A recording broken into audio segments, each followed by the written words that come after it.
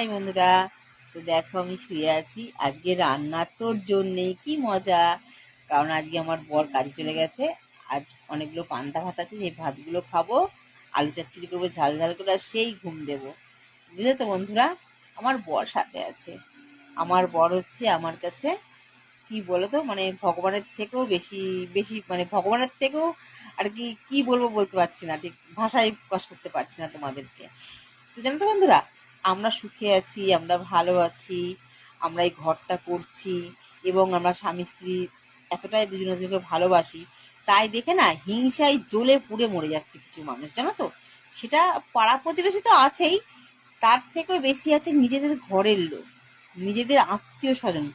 সেই আত্মীয় স্বজনকে বলছি, পেছনে লেগে কুটো কথা বলে কিচ্ছু করতে পারবে না। ঝুমা যেটা চায় সেটা করেই ছাড়ে। ঝুমা হাঁটতে শিখিনি, কে আমাকে ধুমকি দেবে সেই ধুমকিতে আমি ভয় পেয়ে, বাবা গো আমি ভয় পেয়ে গেছি। না, আমি কখনো ভয় পাই না, আর ভয় পাইনি, ভয় পাবো না। আমার অধিকার, আমার শ্বশুর বাড়িতে আমার অধিকার আমি বুঝে নিয়েছি, আর বুঝে নেব। আমার বর যখন পাশে আছে, তোমাদের এত গায়ে জ্বালা বাজছে কিসের জন্য, হ্যাঁ? এতে কি হচ্ছে জানো তো, তোমাদের সম্পর্ক তোমরা নিজেরাই নষ্ট করছো। আমার কিছু না, আমার ভালো হচ্ছে, আমার ভালো হচ্ছে। বুঝলে বন্ধুরা, তোমরা কমেন্ট করে জানাও। হাই বন্ধুরা, সবাইকে জানাই শুভ বিকাল। কতবার স্নান হচ্ছে দেখুন, হিসাব নেই বন্ধুরা।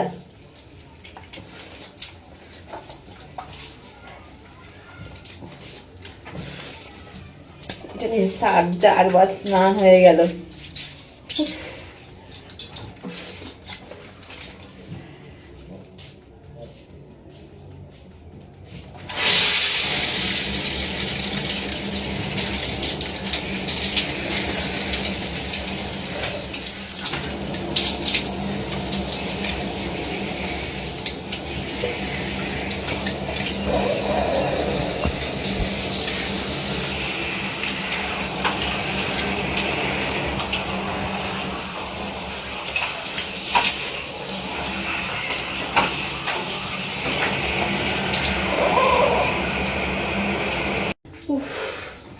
শরীরটা ক্লান্ত হয়ে যাচ্ছে।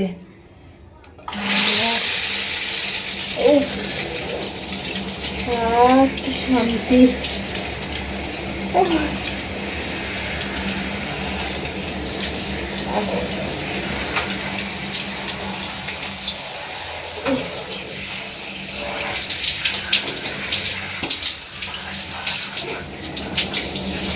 মনে হচ্ছে না ঘরে যাই, মনে হচ্ছে এরকম করে জল বসে চুপচাপ।